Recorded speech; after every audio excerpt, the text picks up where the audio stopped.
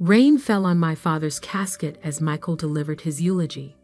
My older brother, the golden child, the tech prodigy, stood there in his tailored suit, talking about Dad's entrepreneurial spirit and how he'd carry on the family legacy. I stood silently, clutching my worn laptop bag. Inside was the prototype that had consumed the last 3 years of my life. A revolutionary chip design that could transform artificial intelligence processing. Dad had been the only one who believed in it. Your sister Olivia, Michael's voice pulled me back to the present, will always have a place in our family's company, just as Dad wanted. The implied charity in his tone made my jaw clench. Classic Michael, using even our father's funeral to reinforce his position as the family's successful son. The rain intensified, but I barely noticed. After the service, Michael found me in Dad's study. I was looking at the wall of family photos, mostly Michael's achievements. His college graduation, the launch of his first startup, the day he took over as CEO of Wilson Dynamics. "We need to discuss the company," he said, closing the door. I knew what was coming. Dad had left his 30% stake in Wilson Dynamics to be split between us. Michael already owned 45%, and now he wanted total control. "I'll buy your shares," he stated, pulling out a checkbook. "Market value plus 10%.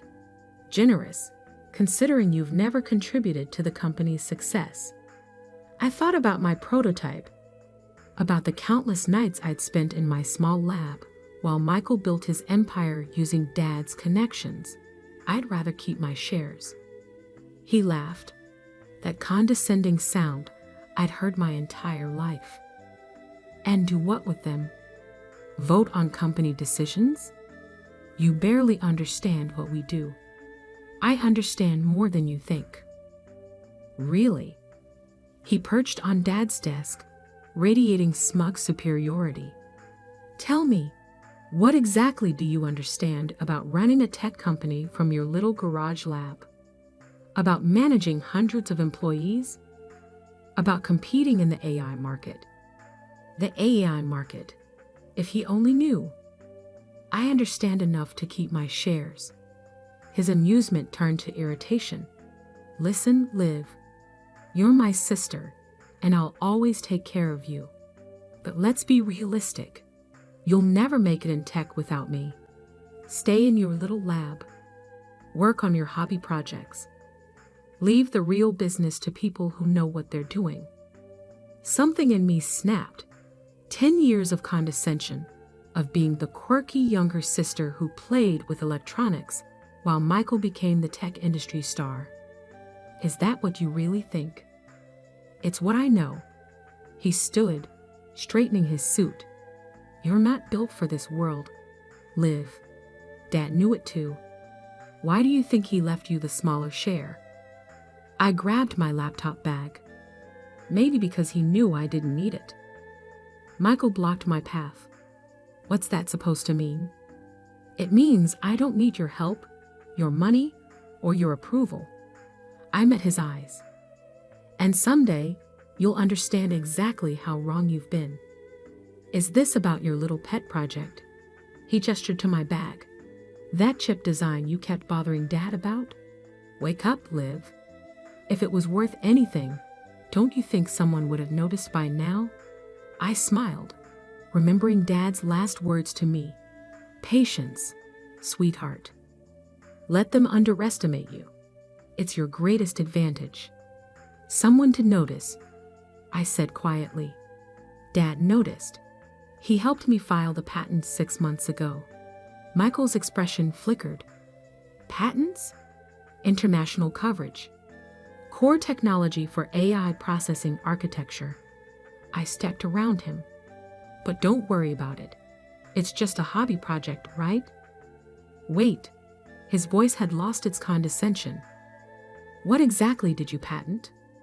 Stay in your little lab, I quoted back to him.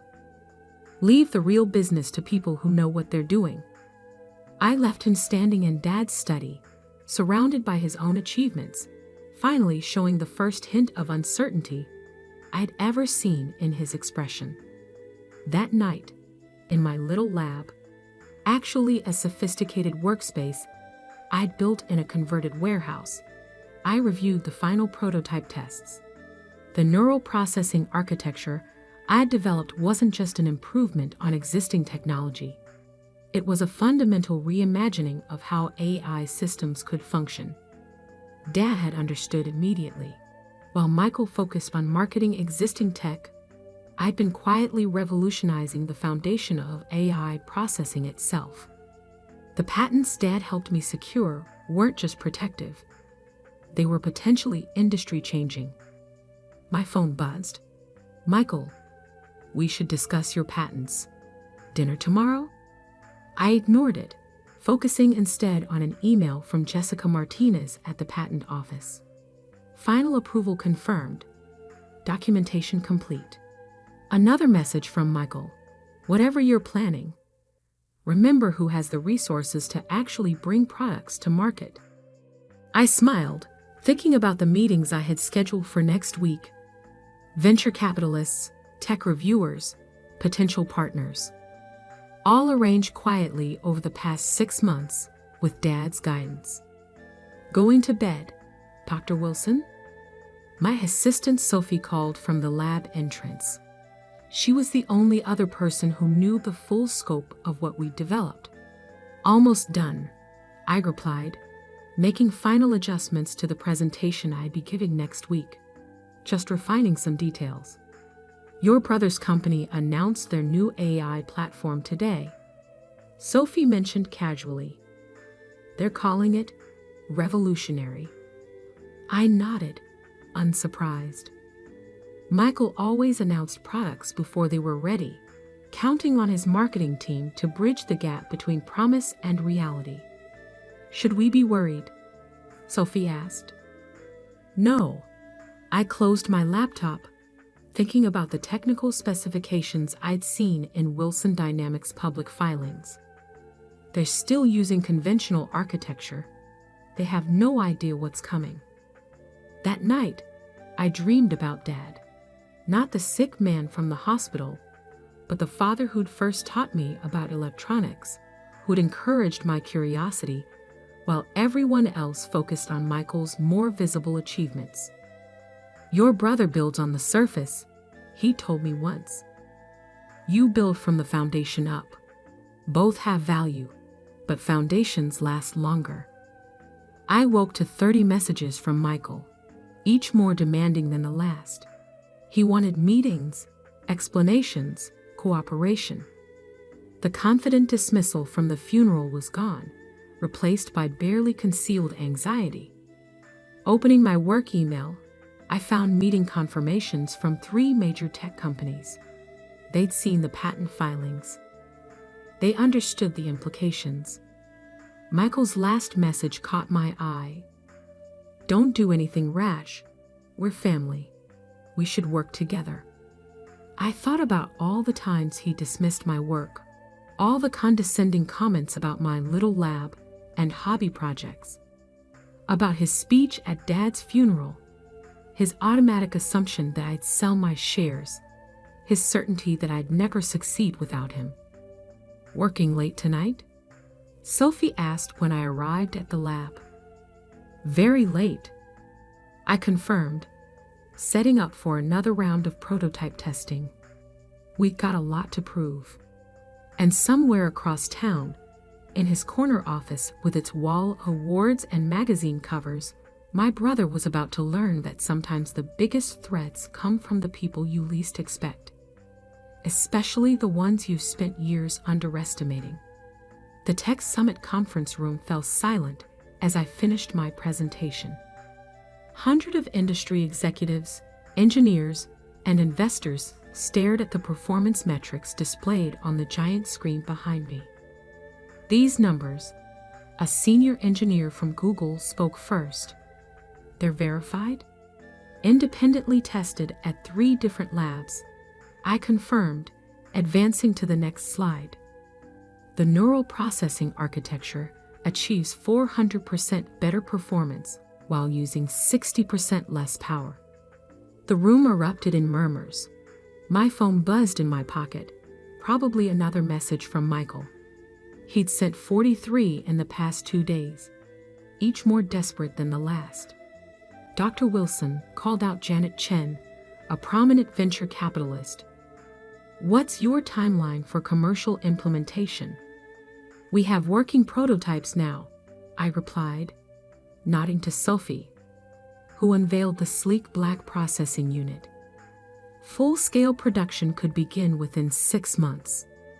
More murmurs. Everyone in the room understood what this meant.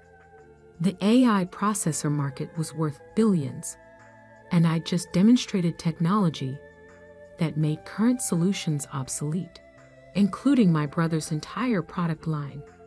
After the presentation, I was surrounded by executives offering partnerships, investors promising blank checks, and engineers asking technical questions. In the corner, I spotted Wilson Dynamics Chief Technology Officer frantically typing on his phone. "Dr. Wilson," a quiet voice cut through the crowd. Marcus Zhang, CEO of Silicon Dynamics, extended his hand. "We should talk privately."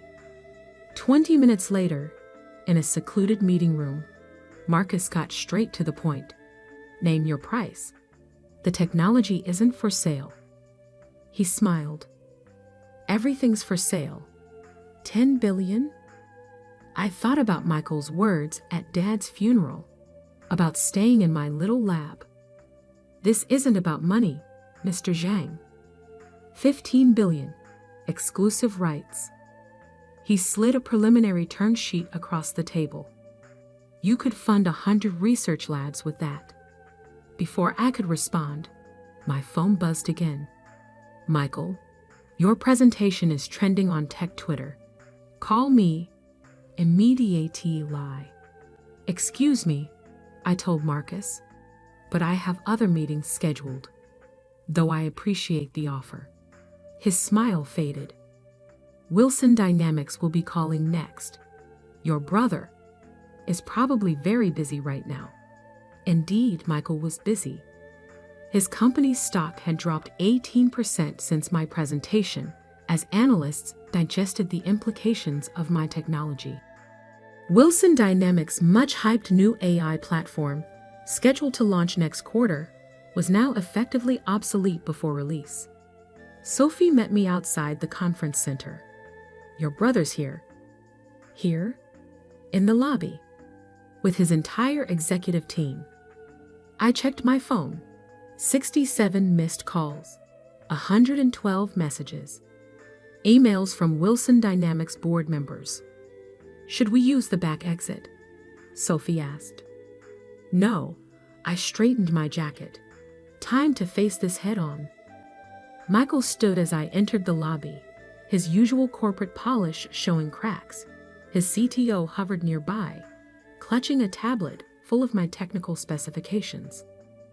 "We need to talk," Michael said, trying to sound authoritative, but missing by a mile. "I'm quite busy." "Damn it, Liv." His composure cracked. "Do you have any idea what you've done? Our stock is in freefall. Partners are calling about contract revisions. All because you couldn't. All because I couldn't what?" I cut in. "Succeed without you? Stay in my little lab? Leave the real business to people who know what they're doing." His face flushed. The executive team shifted uncomfortably. "The patents," his CTO interjected. "They're fundamental. We can't work around them. Every approach we've tried uses my architecture as a foundation." I finished. "Yes, I know." Michael stepped closer, lowering his voice. "What do you want?" "Want to license the patents, to sell them, to," he swallowed, "partner with Wilson Dynamics." I thought about the wall of his achievements in Dad's study, about a lifetime of condescension and dismissal. I have a meeting with Intel in 20 minutes, I said, checking my watch. Their CEO flew in personally. Intel? Michael's voice cracked. Liv, we're family. You can't. Family? I laughed. Now we're family. Not when you tried to buy my shares for pennies. Not when you mocked my work. Not when you used Dad's funeral to emphasize my supposed inadequacies. His executive team was openly staring now, seeing their invincible CEO stripped of his arrogance. At least talk to our board, he pleaded. They're meeting emergency session tomorrow. Can't. I'm having lunch with Apple's acquisition team. I started walking toward the elevator. Though I heard Silicon Dynamics made an interesting offer. Michael grabbed my arm. You would sell to our biggest competitor. I haven't decided to sell to anyone. I pulled free. But isn't this what you wanted? For me to learn about real business. The elevator arrived with a soft chime. Sophie held the door as I stepped in. Liv, please. Michael's voice had lost all its corporate authority. Everything I've built was built on assumptions. I finished as the doors began to close. About me, about my work, about who gets to decide what success looks like. The last thing I saw was my brother's face, a mix of desperation and dawning comprehension that his dismissive little sister now held the power to reshape the entire industry. The next week was a blur of meetings, demonstrations, and increasingly dramatic offers. Wilson Dynamics stock continued to fall as more technical details emerged.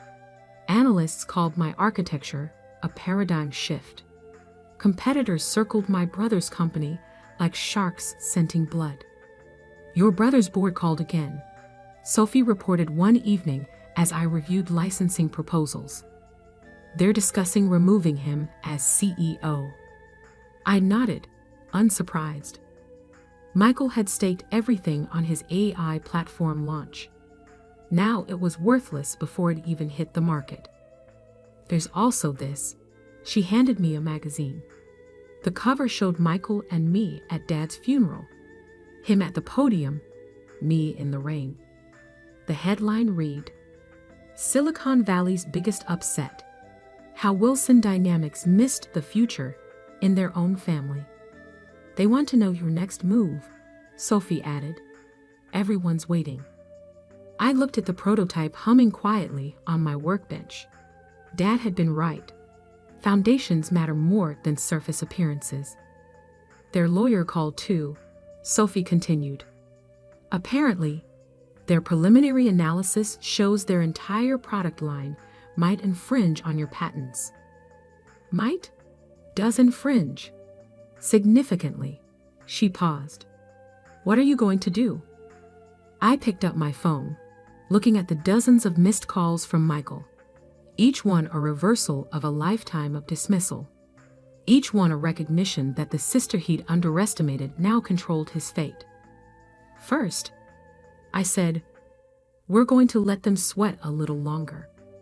Then? I smiled, thinking about all those years in my little lab while Michael built his empire on shifting sand. Then we're going to teach some people a very expensive lesson about underestimating the wrong person. Because sometimes success isn't about proving people wrong. It's about waiting until proving them wrong hurts the most. The Wilson Dynamics boardroom looked exactly as I remembered it from childhood visits with Dad. All mahogany and leather, designed to intimidate. But today, sitting at the head of the table, while the board members waited nervously for me to speak, the room felt different. Maybe because my brother's usual seat was empty. The patent infringement is comprehensive, Wilson Dynamics chief counsel explained, sliding a thick document across the table. Our entire AI processing architecture relies on technology Dr. Wilson patented. Dr. Wilson, not Michael's sister, or Ms. Wilson anymore. Amazing what a few $1 billion in market capitalization could do for one's professional courtesy. To be clear, another board member spoke up.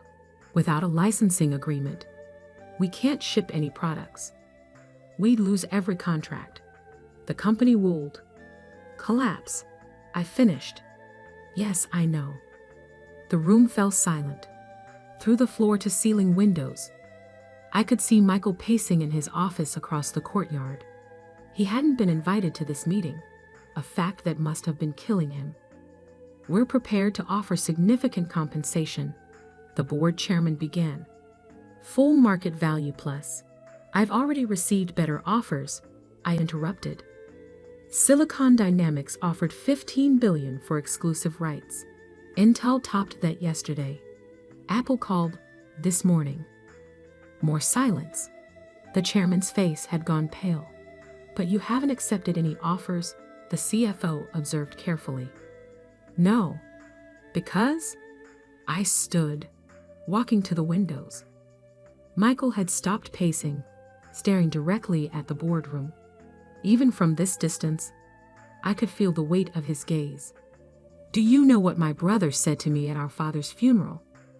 I turned back to the board. He said I'd never make it in tech without him, that I should stay in my little lab and leave the real business to people who know what they're doing. The board members shifted uncomfortably. They'd all been there that day, watching Michael dismiss me in front of everyone. Here's my offer, I continued. Wilson Dynamics gets a non-exclusive license to my patent portfolio. You pay market rate royalties, just like everyone else will. No special treatment, no family discounts. But I'm not finished. I held up my hand. The license is contingent on some management changes. Michael steps down as CEO. Immediately, the chairman leaned forward. You want to take over? No, I smiled. I want him to learn the same lesson Dad taught me. Success isn't about titles or corner offices. It's about understanding what you actually contribute and who would run the company. Sophie Martinez will be here in 10 minutes. She's managed my research team for 5 years. She understands both the technology and its business implications. I paused. She also lacks any illusions about her own importance. As if on cue, my phone buzzed. Sophie, ready when you are. One more thing, I added. The company establishes a new R&D division. Real research, not just product development. And it operates independently, without interference from marketing or sales. You want to run it? The chairman asked. No, I want to choose who runs it. And I want it named after Dad. I met each board member's eyes. He always believed in building foundations, not just selling promises. The chairman glanced at the stock ticker displayed on the wall. Wilson Dynamics down 40% since my patent announcement. How long do we have to decide? Intel's offer expires at midnight. I gathered my papers. I suggest you choose quickly. Walking out, I stopped at Michael's office. He sat behind his desk, all his usual confident energy replaced by defeated stillness. The board's voting now, I said from the doorway, to accept your terms. His voice was hollow. To replace me. To save the company you nearly destroyed with your arrogance. He looked up sharply. I built this company. No, I cut in. Dad built this company. You inherited it and coasted on his reputation while ignoring actual innovation. How long since your R&D team developed anything genuinely new? His silence was answer enough. You know what your problem is, Michael? You've spent so long being the star that you forgot how to recognize real talent, even when it was right in front of you. In my defense, he managed a weak smile. You hit it pretty well in that little lab of yours. No, you just never bothered to look. I turned to leave, then stopped. By the way, Sophie's taking over as CEO. Try to learn something from her. She understands what you never did. That true leadership is about building things, not just taking credit for them. "And what will you do?" he asked. "Take Silicon Dynamics' offer? I'm launching my own company. The patents will be licensed to anyone who can actually use them to build something worthwhile." I met his eyes. Even Wilson Dynamics, under its new leadership. "Liv," he called as I reached the door. "I was wrong. About you. About everything." "I know." I smiled slightly. "The question is, what are you going to do with that knowledge?" The next month transformed the tech industry. My architecture became the new standard for AI processing. Wilson Dynamics, under Sophie's leadership, refocused on genuine innovation. Their stock recovered as investors gained confidence in the new direction. Michael, stripped of his titles, but still a major shareholder, did something unexpected. He went back to school, taking engineering courses to understand the technology he'd spent years marketing, but never really comprehended. My new company, housed in the same little lab where I'd developed the original patents, quickly became a hub for genuine innovation. We focused on foundations, just as Dad had taught me, letting others handle the marketing and sales. 1 year after my tech summit presentation, I received a package from Michael. Inside was a framed magazine cover, not one of his many glamour shots, but a recent article about Wilson Dynamics' revitalized R&D division. The division I'd insisted they name after Dad. A note was attached. "You were right. Success isn't about who gets the credit. It's about who does the work." I hung it in my lab, next to Dad's old workbench that I'd kept all these years. A reminder that sometimes the best revenge isn't about destroying someone's success. It's about teaching them what success really means. Last week, Michael stopped by the lab. No fancy suit, no corporate swagger. Just my brother, carrying a prototype he'd been working on in his engineering courses. "Would you look at this?" he asked, embarrassment and hope mixing in his voice. I could use some advice from someone who knows what they're doing. I smiled, clearing space on the workbench. "Pull up a chair. Let's build something real." Because in the end, true victory isn't about proving people wrong. It's about teaching them how to be right.